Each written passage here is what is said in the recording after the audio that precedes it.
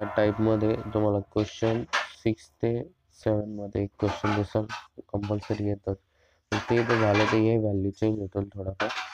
बघा हा कसं सॉल्व्ह करायचा. आता एफ बार आहे ना, एफ बारच्या व्हॅल्यू लिहून घ्यायच्या, नंतर डी आरच्या व्हॅल्यू हे गिवन वगैरे तुम्हाला जसं सांगितलं तसं लिहून घ्यायचं. तर यात काय करायचं, एफ बार म्हणजे काय, फक्त ही जी आहे ना एफची व्हॅल्यू ही टर्म्स लिहायची पूर्ण. म्हणजे बघा आता मी लिहून दाखवतो वाटलं काय, 2xy plus 3z I plus x as it is इथं लिहून घ्यायचं. तर डी आर म्हणजे कोणती value, D x i plus D डीचे बरं का डॅबा नाही, डी वाय जे प्लस डी झेड के. तर काय करशाल, दोघांचं मल्टिप्लिकेशन. इथं काय बोलले, इंटिग्रेशन ना, इंटिग्रेशन नाही, इंटिग्रेशनच्या पहिले प्रोडक्ट घेऊन घे, डी आर ना. आता काय करायचं, याचं आणि याचं प्रोडक्ट. ते कसं करायचं, ह्या टर्मला ह्या टर्मने मल्टिप्लाय. बघा 2x plus 3z square D x झालं. आणि हा कट होऊन जातो.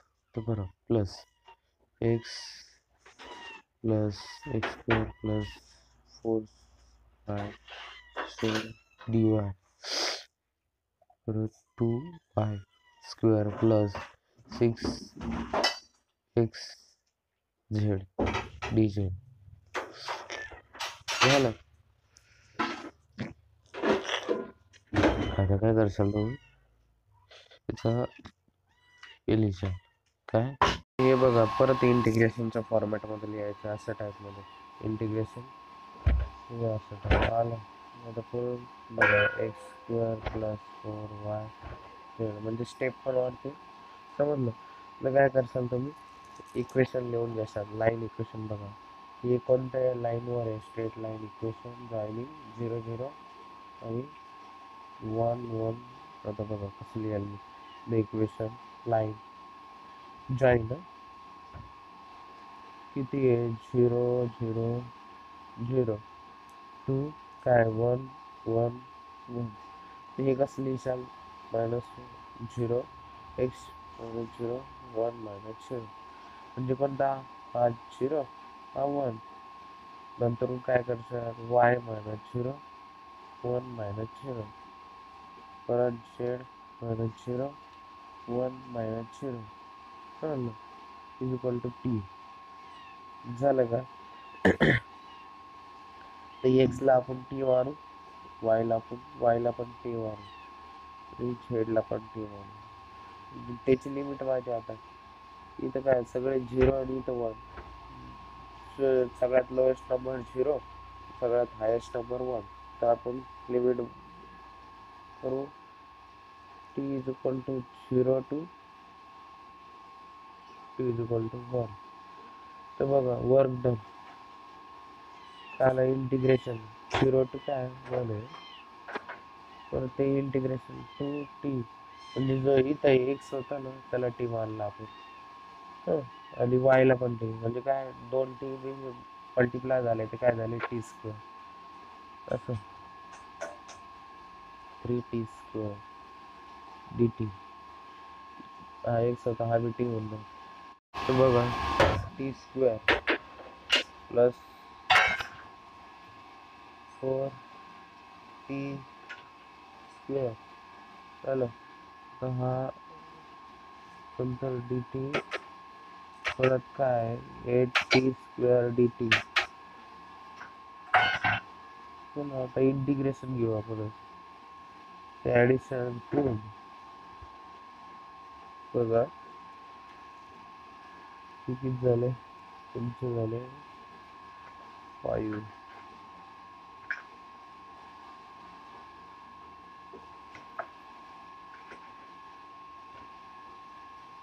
5t स्क्वेअर डी टी किती झाले, 5t square plus 8t square D T 5 5 आणि 8 किती झाले 18 टी स्क्वेअर डी टी. तर बघा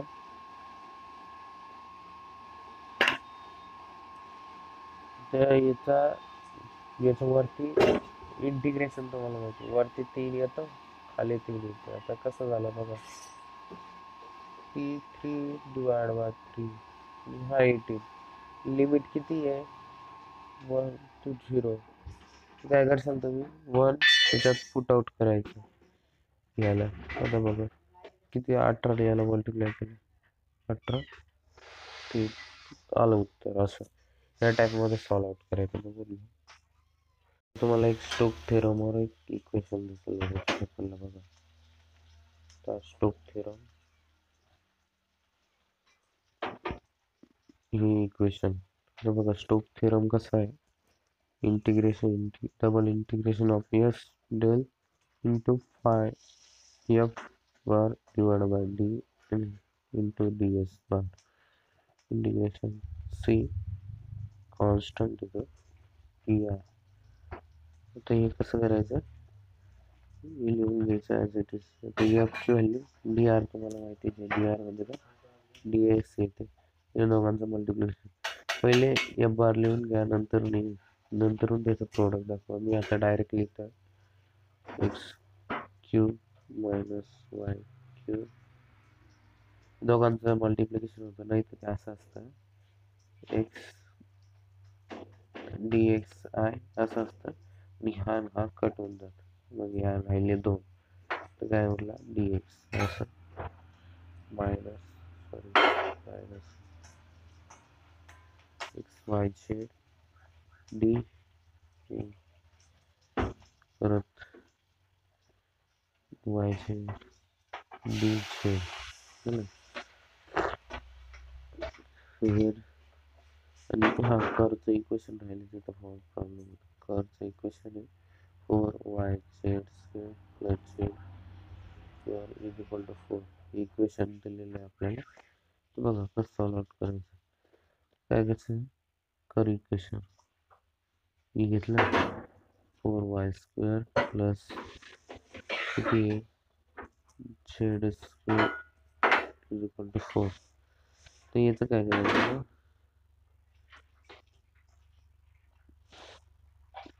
काय करू आपण मानून घेऊ y is equal to cos theta z is equal to मानायचं नाही इथूनच घेतलं z is equal to 2 sin theta x is equal to 0. चलो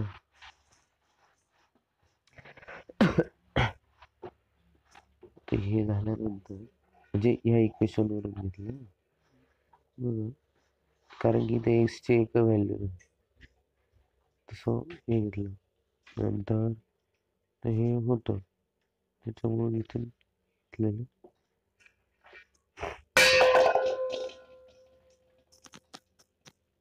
बघूया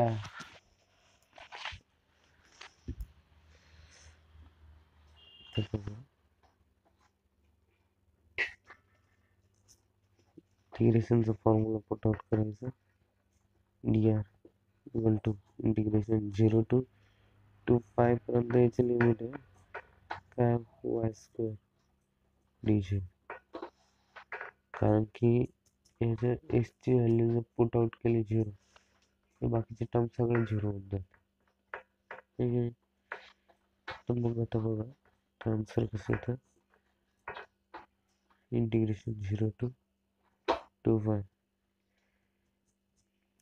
त्याचं होईल कॉस वायची टर्म ते ही वायची टर्म इथं पुट आउट केली किती कॉस एक्स थिटा आणि झेड झेड किती आहे 2 sine 2 sine sorry 2 cos reciprocal केलं आपण त्याचं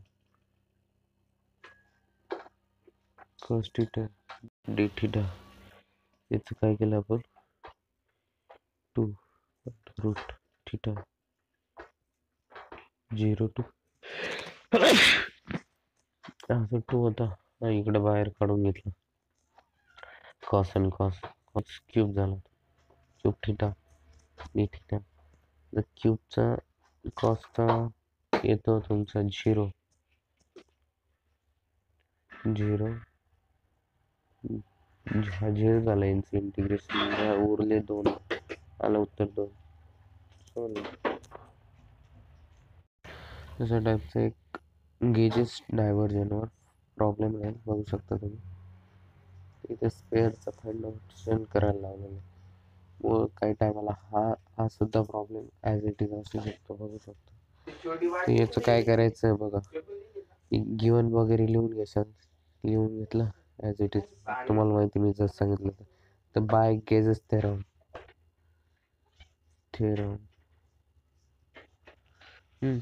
कसा आहे तो, integration double integration d r d s sorry triple integration होतं याचं, del r bar t V.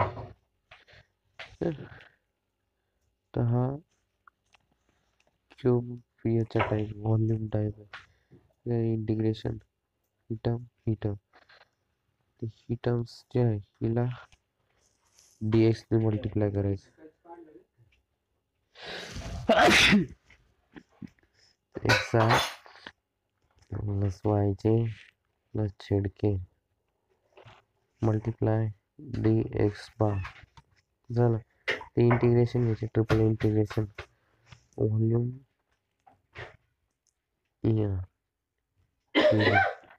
म्हटलं तर व्हॉल्यूम काय येतो त्याचं, स्पेअर असल्यामुळं इंटिग्रेशन घेतल्यानंतर सगळ्या संख्या आहे तर 1 1 होऊन जाते. इंटिग्रेशन एक्स स्क्वेअरचा 1 होऊन जाईल. ते हे जे आहे सगळे 1 1 होऊन जाते, कारण की इथं 1 पुट आउट करतोय आपण, नाही का. ते इंटिग्रेशन नाही, डेरिव्हेटिव्ह. तर इथं 1 पुट करायचं बघा, एक्सच्या ठिकाणी 1 केलं 1 होईल, परत हा 1 परत हा 1 झालं. नंतर हा डी व्ही ठीक झाले 3 डी व्ही. तर डी व्ही म्हणजे काय, व्हॉल्यूम कसला आहे, स्पेअरचा फॉर्म्युला माहिती आहे तुम्हाला, पाय बाय 4 नाही सॉरी 4/3 पाय आर क्यूब. आर क्यूब घेतला ठीक, ॲज इट इज खाली उतर. हा डिवाइड कट झाला, राहिला 4 आणि हा किती 1 आहे का बॉल, किती राहिला 4 आर आला आमचं, अशा टाईप होते. तेव्हा ग्रीन थेरमवर एक प्रॉब्लेम दिसतो अशा प्रकारे. कदाचित हा बी पेपरला असू शकतो. आता बघा हा कसं सॉल्व्ह करायचा, गिवन वगैरे लिहिला का नंतर एफ बार म्हणजेच ही व्हॅल्यू पूर्ण टर्म लिहून घ्याल तुम्ही, cos x sine y 4y as it is लिहून घ्यायचं. नंतर यम ची टर्म, यम म्हणजे काय, जी पहिली टर्म असते ना एक्सची टर्म ती असते यमची टर्म. एन म्हणजे काय, जी असते तुमची वायची टर्म, म्हणजे बघा साइन एक्स कॉस वाय, तर cos x sine y 4y. तर काय करायचं, simply d m d y, इथं डी एन याचा डेरिव्हेटिव्ह घ्यायचा डी एक्स, तर ह्या टर्मचा डेरिव्हेटिव्ह कॉस एक्सचा डेरिव्हेटिव्ह ॲज इट इज राहील. घेतला कॉस एक्सचा कॉस एक्स, साइन वायचा कॉस वाय होईल, नंतर 4 आता हा जो वाय आहे ना तो वाय निघून जाईल. पहिला 4 याचं काय साईन एक्स एक्सचा डेरिव्हेटिव्ह कॉस एक्स होतो मायनस सॉरी कॉस एक्स नसतं आणि कॉस एक्सचाच राहतो म्हणजे कॉस वाय सॉरी घेतला. आता काय या दोन्ही टर्म मायनस करायच्या d n y d n t x हा एम आहे आणि हा वाय दोन्ही टर्म मायनस करायच्या तसे कॉस एक्स कॉस वाय हे झालं असं ही टर्म आणि ही टर्म मायनस करायची आपल्याला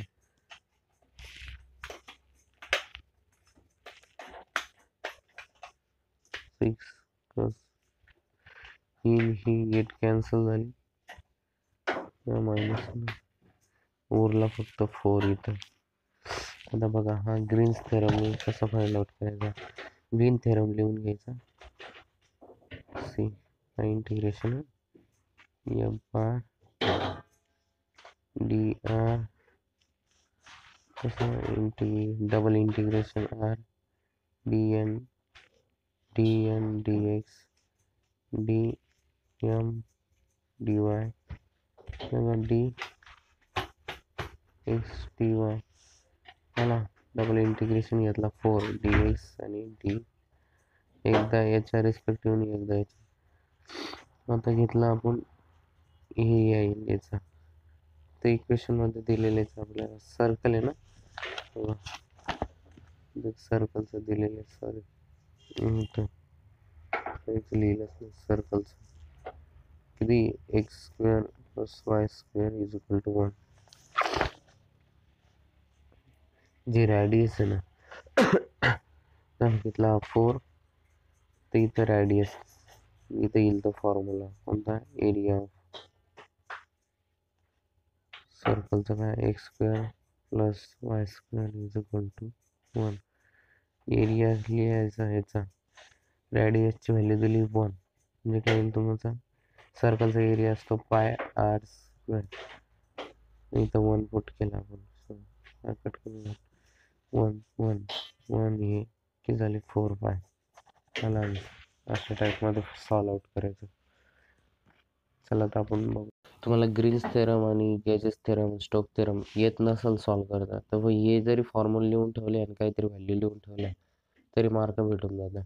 हे बघ कन्सिडर क्लोज थेरम ग्रीन्स थेरममध्ये हे बघू शकतो वाटलं स्क्रीनशॉट काढून घ्यायचं ॲज इट इज लिहून घ्या नंतर गेजेस थेरम नंतर स्टोक थेरम अशी कंडिशन आहे त्याची.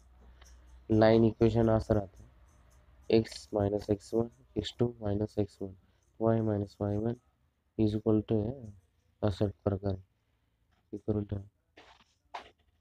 बघूया वन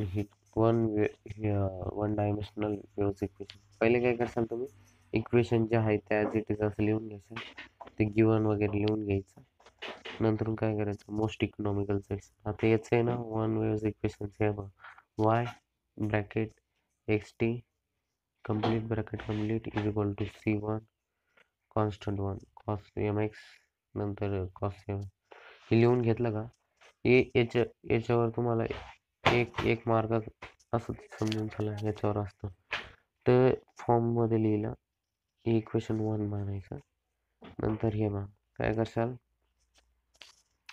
ती ही ट्रिक आहे माझी फर्स्ट अप्लाय करायचं थर्ड अप्लाय करायचं नंतर सेकंड आणि लास्ट म्हणजे काय इथं C1 कट करायचा इथं खाली C4 म्हणजे हे बघून घ्या हा फॉर्मॅट आहे ना आणि ही ट्रिक माझी तर बघा जी पहिली टर्म आहे हिला आपण एक्स मानतो दुसरी टर्म तिला वाय मानतो समजलं काय करायचं सोल्युशन करताना आता ही इथूनच स्टार्ट करा तुम्ही सोल्युशन आहे ना वरतूनच स्टार्ट करायचं म्हणजे मार्क वाढतील. राईट जनरल इक्वेशन हे घेतलं ॲज इट इज लिहिलं तर काय करायचं अप्लाइड कंडिशन 1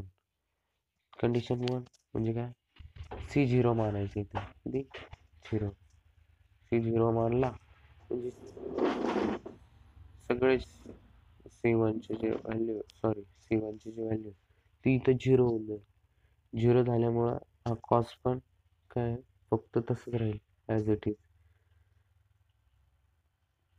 जे आन्सर येईल ते लिहून ठेवायचं. नंतर काय करायचं, थर्ड कंडिशन अप्लाय करायची. तिथे काय करायचं तुम्ही बघा, थर्ड कंडिशन अप्लाय करायच्या वेळेस डेरिव्हेटिव्ह घ्यायचा तुम्हाला. डेरिव्हेटिव्ह टी तिथं पुट करायचा 0. जिथं पण टी दिसेल ना, हा पहा सगळीकडे 0 पुट करायचा. जे आन्सर येईल ते फाइंड आउट करून, म्हणजे त्या अशा टाईपमध्ये तुमचं 6C5 विथ रिस्पेक्टिव्ह टीने इन डेरिव्हेटिव्ह करून घ्यायचं. त्याच्यानंतर काय करायची, अप्लाइड सेकंड कंडिशन. कोणती, ही कंडिशन अप्लाय करायची. केली की मग काय होतं, तुमचं जे म्हणजे काय C4 आहे ना, तो निघून जातो एक प्रकारचा. तर बघा ते कसं होतं, u will t 0 x is equal to हे मानतो आपण पहिली टर्म. नंतर y इज इक्वल टू नाही t is equal to t, म्हणजे हे इथं शॉर्ट केलेलं एस ची टर्म. ती एक्स एम एल 0 आली. नंतर हा पॉईंट हे असं मायनर लक्षात ठेवा तुमच्या. नंतर काय करायचं तुम्ही, आयडियल इक्वेशन राईट डाऊन करायचं bn. आता हे आयडियल इक्वेशन आहे, तुम्हाला आलं पाहिजे. आणि नंतर लास्ट कंडिशन काय, x is equal to u is equal to bn. bn कसं ऑप्टेन झाल्यानंतर काय फक्त फायनल आन्सर लिहून द्यायचं. bn झालं, इंटिग्रेट करायचं 0 टू म्यू साइन bn, आणि हे फायनल एक्झाम्पल असं लिहून द्यायचं. मार्क भेटून जातं तुम्हाला. 8 मार्काचं क्वेश्चन आहे ना, तरी पण मोस्टली अशा प्रकारे चांगलं सॉल्व केलं तुम्हाला 9 ते 10 नाही 9 पर्यंत मार्क भेटून जाते. आणि नाही जरी थर्ड कंडिशन अप्लाइड करशाल, म्हणजे तिसरी C4ची, त्याच्यानंतर सेकंड आणि नंतर लास्ट. यात काय करशाल, वन वेव्ह इक्वेशनमध्ये फर्स्ट कंडिशन काय गरज नाही अप्लाय करायची. डायरेक्ट तुम्ही काय करशाल, सेकंडला फर्स्ट घेशाल, त्याच्यानंतर घेशाल तुम्ही थर्डची सेकंड. समजलं, वाटलं ते क्रम वाईज जरी आले तरी चालेल, लास्टचं लास्टच राहतं, एवढं लक्षात ठेवायचं. आणि सिमिलरली टू हिट इक्वेशनची पहिली फर्स्ट कंडिशन C3 0 मानून घेशाल, त्याच्यानंतर सेकंड कंडिशनला नाही, सेकंड कंडिशन ही थर्डची घ्यायची, C1 0 मानून. नंतरून काय करायचं तुम्हाला, 5n थर्ड कंडिशन घ्यायची, आणि नंतर लास्ट इक्वेशन. अशा प्रकारे ध्यानात ठेवायचं. मी तुम्हाला वाटलंच ते प्रॉब्लेम पण शेअर करून देतो, तुम्ही त्या प्रकारे सॉल्व करून टाका. हे जे हीट इक्वेशन आहे बाकीचे डिटेल्स आहे मी चॅनलच्या पोस्टमध्ये टाकलेले आहे, तिथे तुम्ही बघून घ्या. आणि हे पण टाकलेलं आहे आपलं वेक्टर कॅल्क्युलसचे इम्पॉर्टन्स फॉर्म्युले, ते पण टाकलेले आहे, तर तिथून बघून घ्या. चालेल, good bye, best of luck.